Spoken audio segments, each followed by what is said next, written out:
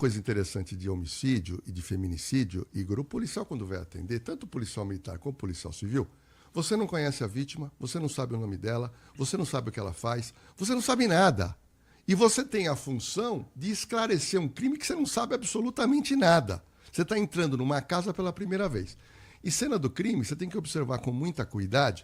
E, às vezes, um pequeno detalhe que você viu, você começa a puxar aquele fio. E nas histórias, as 14 histórias, no final, aquele primeiro fiapo, eu puxo, e no final, o leitor fala, caramba, ele descobriu, o policial descobriu quem matou aquela mulher. Então, é uma coisa muito assim, investigativa de um fã que eu tive, que me incentivou na época a ser policial, que foi os seriados do Columbo, Detetive Columbo. O Detetive Columbo era um cara meio esquisito, detetive particular que esclarecia crimes. E eu era garoto, com 14 anos, via aquilo, eu falei, caramba, que legal esse cara, que ele consegue resolver as coisas e pôr um marginal na cadeia. E eu fiquei na Lei de Abuso de Autoridade, 2019, ler a lei, amarrou o policial. Só para você ter uma noção, é um absurdo jurídico. O policial, para algemar alguém, ele tem que ter alguma motivação esclarecida no papel. Na minha época do Nantes, um suspeito, grampo nele, algema para trás, joga no camburão e acabou. Hoje, você prende uma pessoa em flagrante. Prendeu. Você tem que ter uma motivação para algemar. E o delegado é obrigado a pedir para o policial escrever um tema, por que você algemou? E se você não tiver motivo, você não tem que algemar. Por que eu, se trabalhasse na ativa hoje, não sei, o sargento Nantes até queria saber a opinião dele, eu ia algemar todo mundo, sim, com risco de ser processado. Por quê? Porque não é porque é uma pessoa que está ali pacata, presa, que eu vou confiar nesse cara.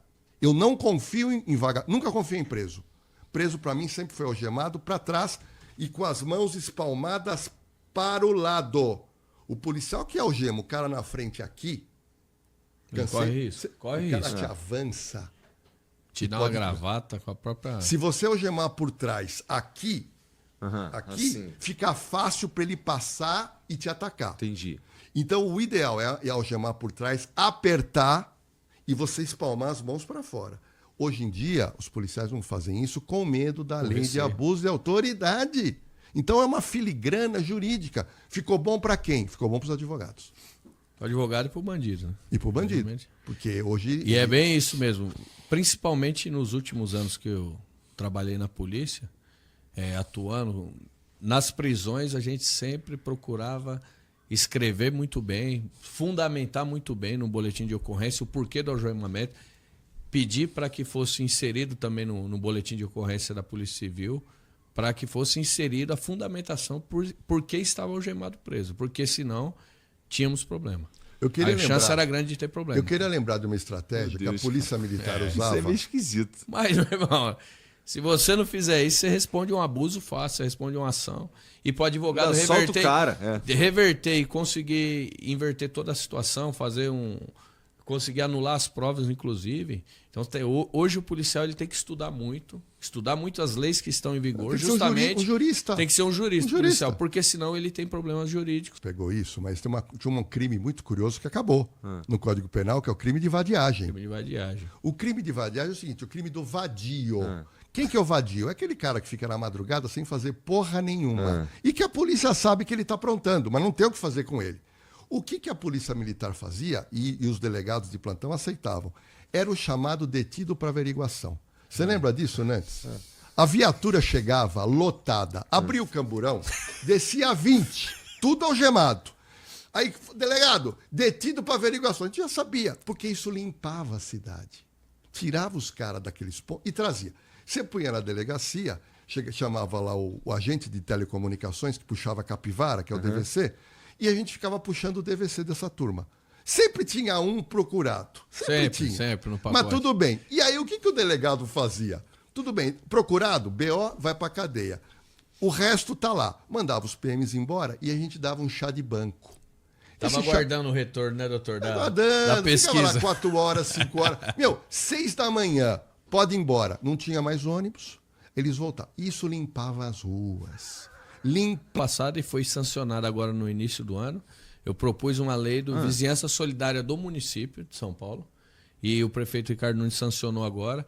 E o que Isso é legal. tem de importante nisso aí? É integração dos sistemas. Hoje nós temos o Smart Sampa, onde nós tivemos a primeira reunião na Frente Parlamentar de Segurança, trouxemos próximo de uns 40 representantes de Conseg, que se tornarão multiplicadores de, por exemplo, se você tiver uma câmera na sua rua, na sua casa, uma câmera que esteja ligada à internet, nós vamos plugar ela no Smart Sampa e no Muralha Paulista também.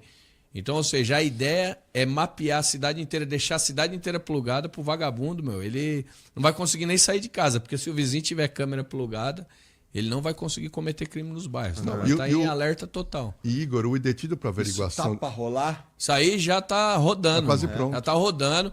Projeto de lei aprovado, sancionado. Ontem nós noticiamos para os presidentes dos Conseg que estiveram presentes e vamos fazer reuniões periódicas, mensais, para trazer informação para que os Consegs divulguem nos bairros e a gente comece a estruturar tudo isso aí. Já está em andamento. Legal.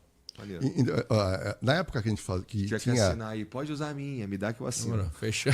Não, Igor, esse detido para averiguação tinha uma coisa interessante. O policial, ele conversava com a pessoa. Então, por exemplo, eu trabalhei em Suzano. Aí o policial parou lá, 2 caras andando, falou assim, tudo bem, vocês moram onde? Vocês moram aqui em Suzano? Não, eu sou de Itaquera.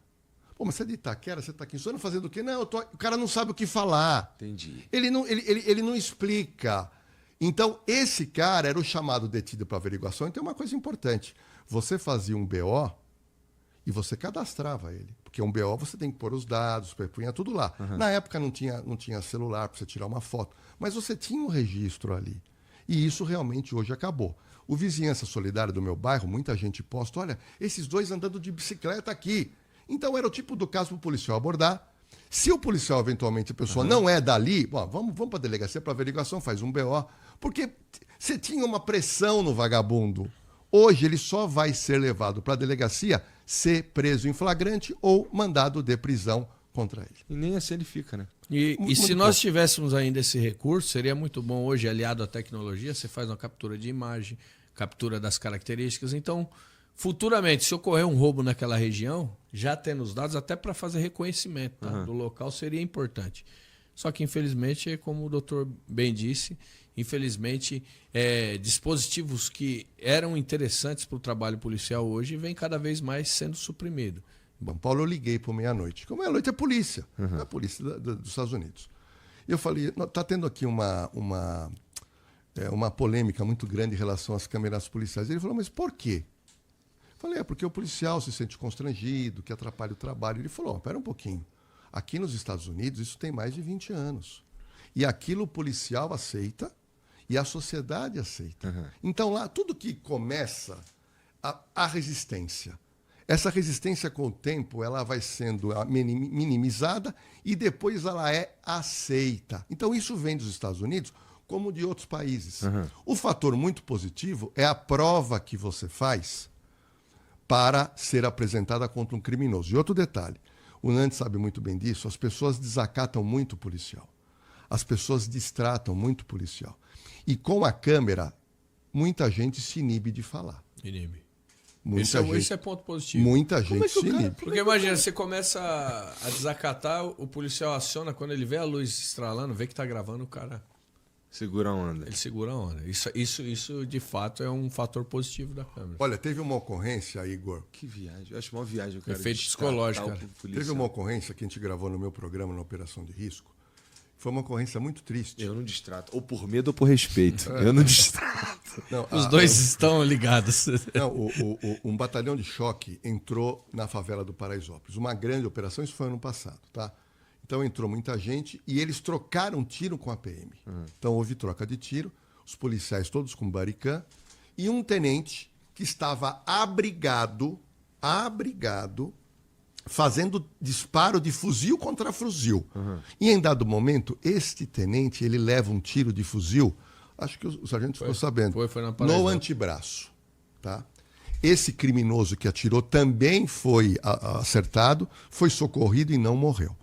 E a bodycam gravou essa cena. Gravou a cena da pessoa atirando e gravou a cena do tenente sendo atirado. Então nós trouxemos o tenente no meu programa, a Polícia Militar me cedeu essas imagens, mostramos, como se fosse um filme.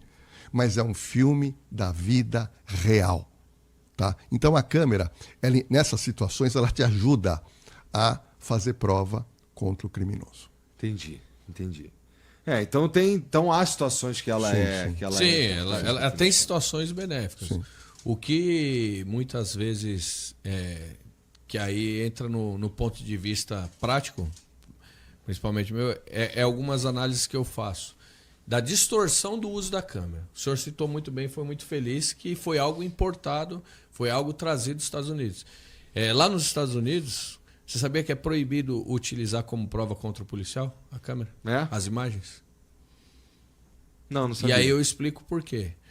Porque, por exemplo, a câmera ela grava em 60 frames por segundo em 4K. Eu acredito que chama os lumens dela, né? A captura de lumens dela, se você pegar uma imagem no celular do ambiente totalmente escuro, você pega na câmera, parece que é de dia. Uhum. Então, ou seja, a imagem é distorcida da realidade, do que o olho humano está enxergando. Bem como a situação. Muitas vezes você vai sacar uma latinha dessa, eu posso enxergar uma arma, dependendo do nível de estresse que eu esteja, na atuação, da onde eu tenha vindo. Você imagina nessa própria troca de tiro que o tenente estava. Ele acabou de ser baleado, ele acabou de tomar um monte de tiro de fuzil, de repente me aparece um cara com um objeto escuro na mão, num ambiente escuro. E esse tenente efetua disparo contra essa pessoa. E muitas vezes as imagens também... devia ter pensado. Não, porque... Pô, irmão, o que é isso? É um porque fuzil? as pessoas justamente, muitas vezes, quando é utilizado no processo, o que é feito? O desdobramento dos frames, 60 frames por segundo, são 60 fotos. Então o cara pega foto a foto, aqui, ó, nesse exato momento ele deveria ter visto que era uma garrafa de coca e que não era uma arma. Tem se utilizado isso processualmente. 7º dia do desaparecimento do Tim Lopes, quando a polícia militar chega com um traficante que foi pego com droga para ser preso.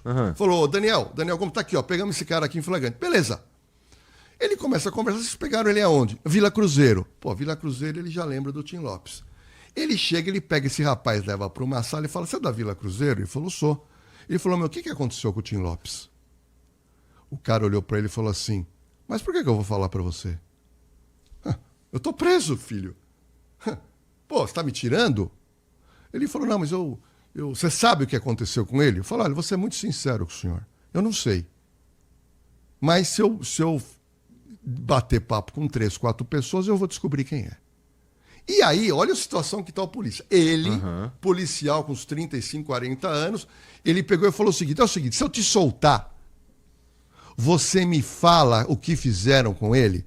O cara falou, eu prometo que eu falo. Porque eu tô em cana. Ele estava em cana no tráfico. E fica preso um tempo. Ele não queria ser preso. E o policial também confiou no semblante dele. Ele tinha um celular velho, deu o celular na mão e falou, olha, você vai lá, você conseguindo alguma coisa, você me liga e joga fora o seu celular. Só que tinha 2 policial militar. Mas é tudo parceiro, policial de área, tudo parceiro.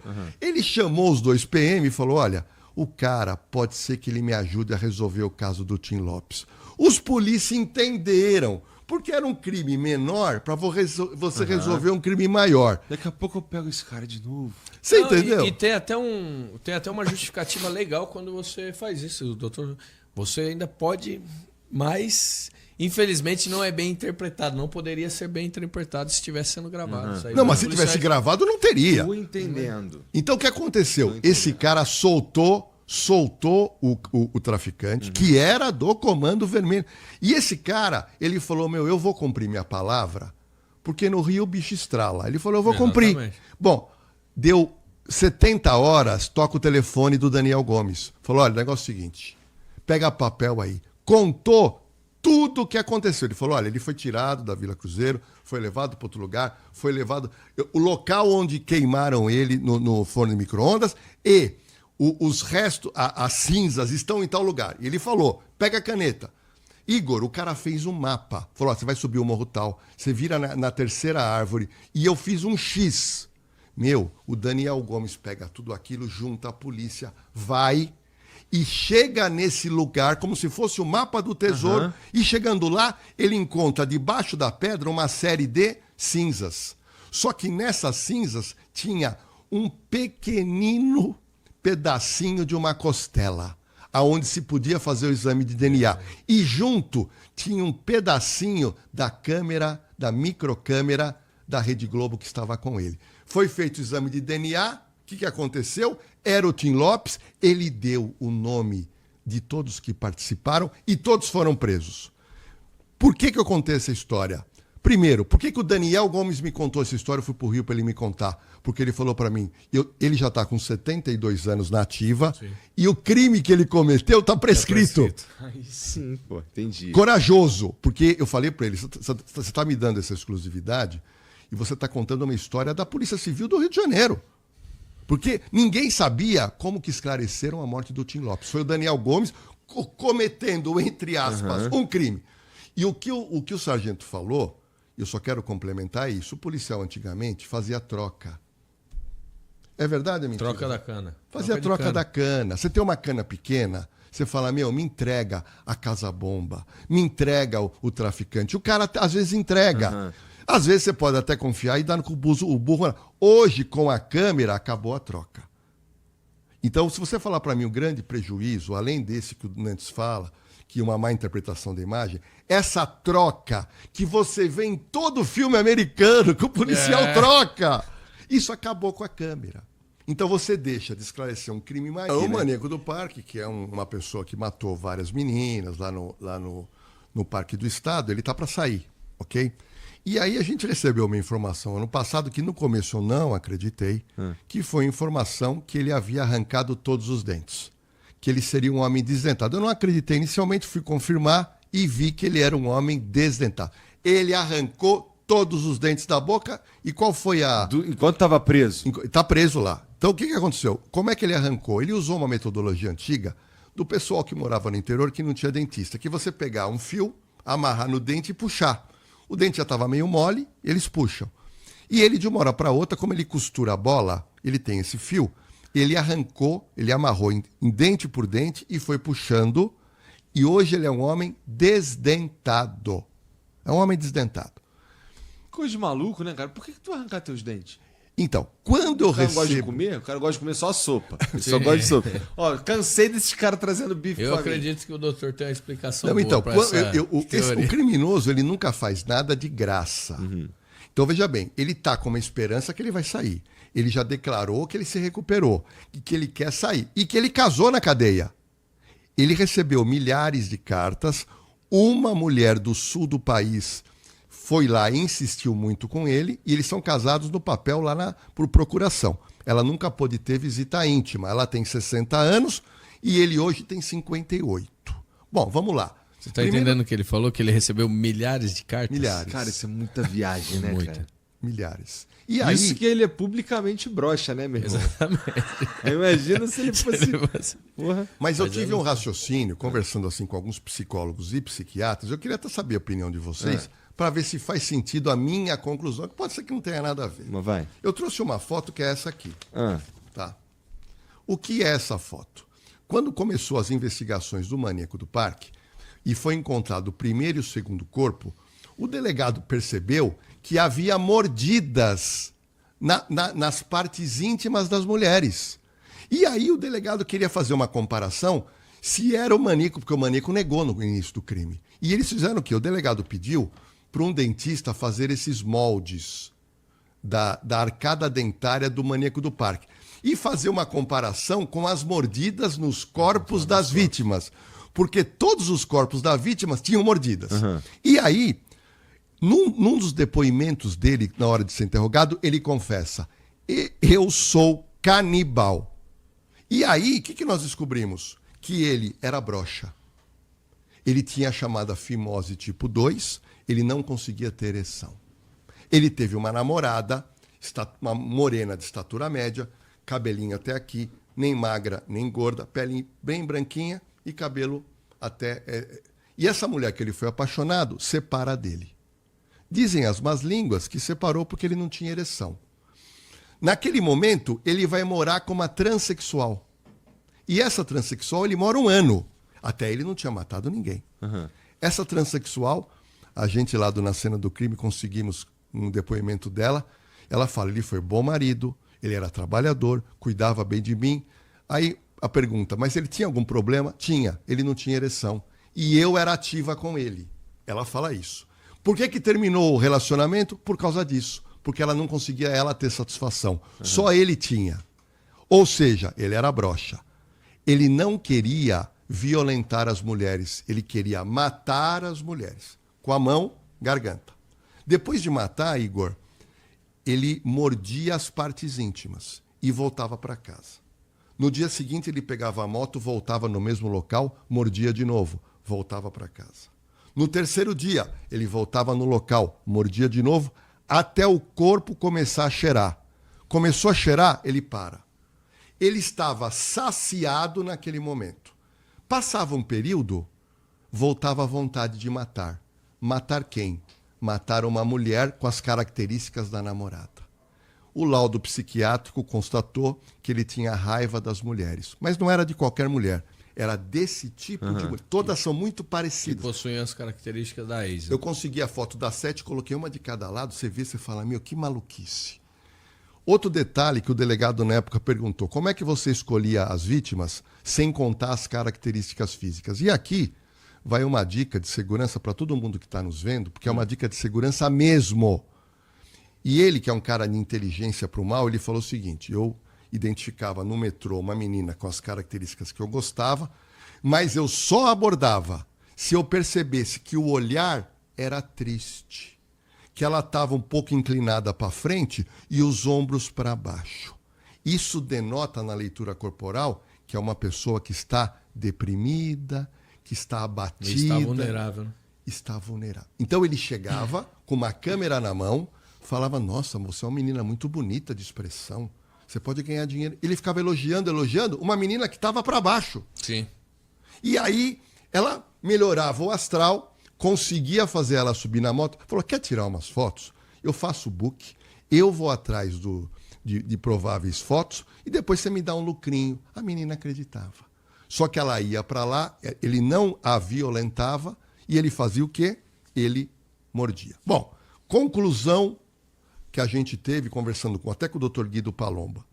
A conclusão é o seguinte, ele está para sair. Ele sabe que ele faz isso porque ele é canibal. Canibal tem que matar e comer. Então, físicas. E aqui vai uma dica de segurança para todo mundo que está nos vendo, porque é uma dica de segurança mesmo. E ele, que é um cara de inteligência para o mal, ele falou o seguinte, eu identificava no metrô uma menina com as características que eu gostava, mas eu só abordava se eu percebesse que o olhar era triste, que ela estava um pouco inclinada para frente e os ombros para baixo. Isso denota na leitura corporal que é uma pessoa que está deprimida, que está abatida. Ele está vulnerável. Né? Está vulnerável. Então ele chegava com uma câmera na mão, falava, nossa, você é uma menina muito bonita de expressão, você pode ganhar dinheiro. Ele ficava elogiando uma menina que estava para baixo. Sim.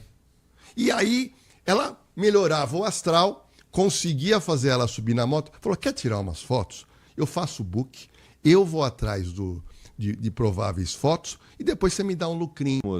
Que muita gente acredita ainda que foi o PCC, ou que não foi o garoto, tem gente que não acredita. Eu tive acesso ao laudo, Igor, quando você vê o laudo feito pela perícia de São Paulo, o laudo ele é perfeito, cara. Mostrou que foi que o Marcelinho matou o pai, o sargento da rota, matou a mãe, que era soldado da PM, foi na edícula lá atrás, mata a avó e a tia-avó. Ele se troca, coloca uma roupa de colégio, pega o carro da mãe e vai assistir aula. Assiste aula, volta de carona. E aí, o doutor psiquiatra que fez o caso, eu conversei com ele, ele me falou, Lordello, a conclusão que eu cheguei é o seguinte, quando o Marcelinho, que tinha problemas psiquiátricos não tratados, ele entra na sala e vê os pais mortos, ele volta à realidade. Porque ele falava para os amigos que ele era um vingador e que ele queria matar a família inteira. Ele falou várias vezes, mas as pessoas falaram, ele é meio maluquinho. Sim. Mas muita gente acreditava que não era possível uma criança de 12 anos fazer tudo isso.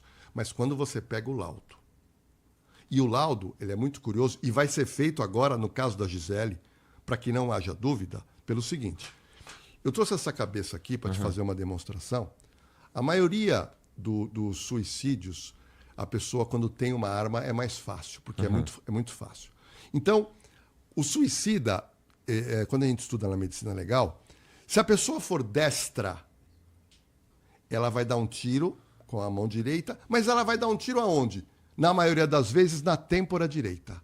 Mas dá uma olhadinha, quando você faz esse movimento com a mão, repara que o movimento diz que o tiro que entra aqui, ele sai no ar.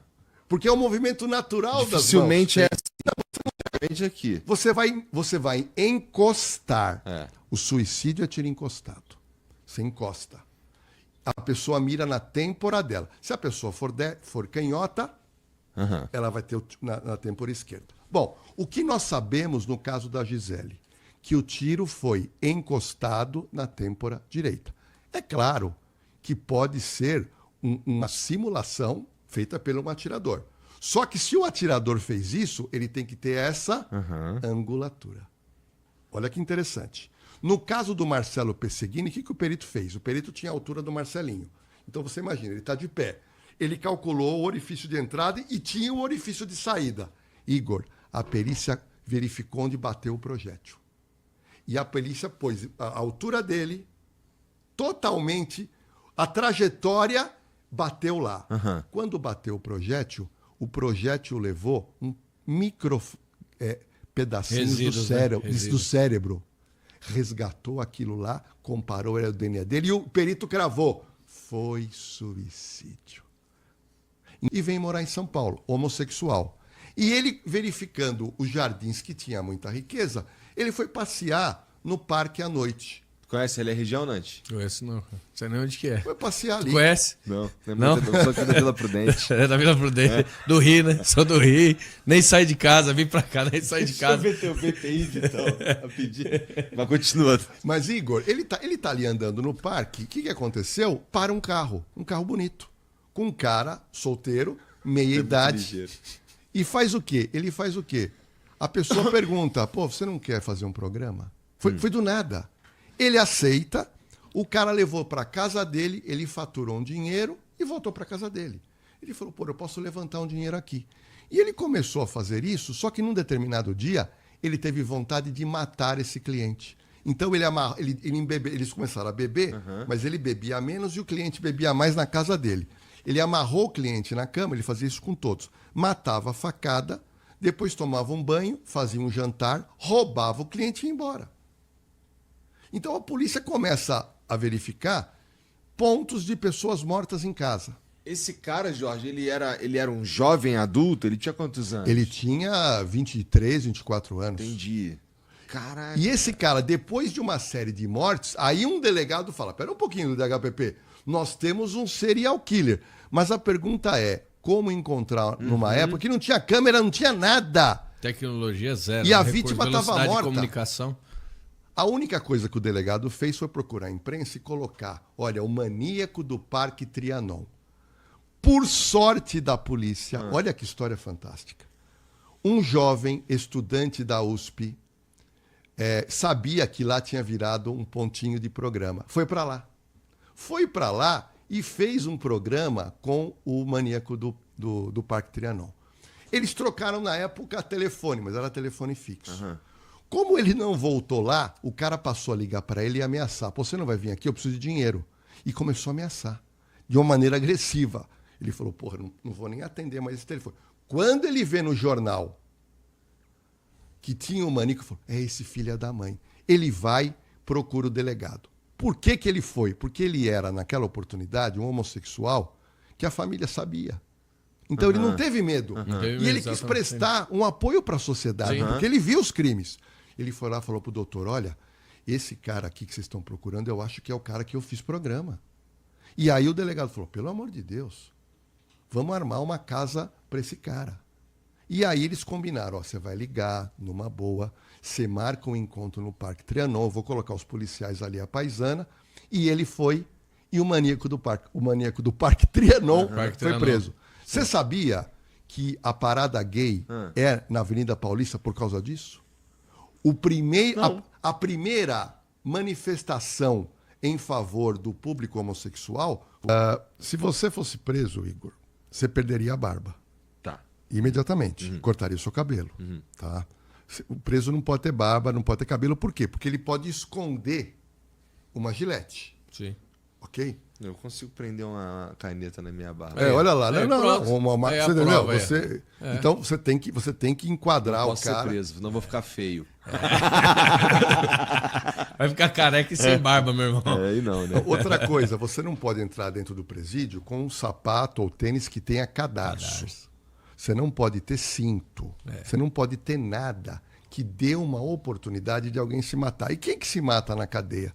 É a pessoa que viu que a casa caiu, ele não vai suportar ficar preso, a pessoa fala, eu não quero mais viver. E existe realmente pessoas que se matam como...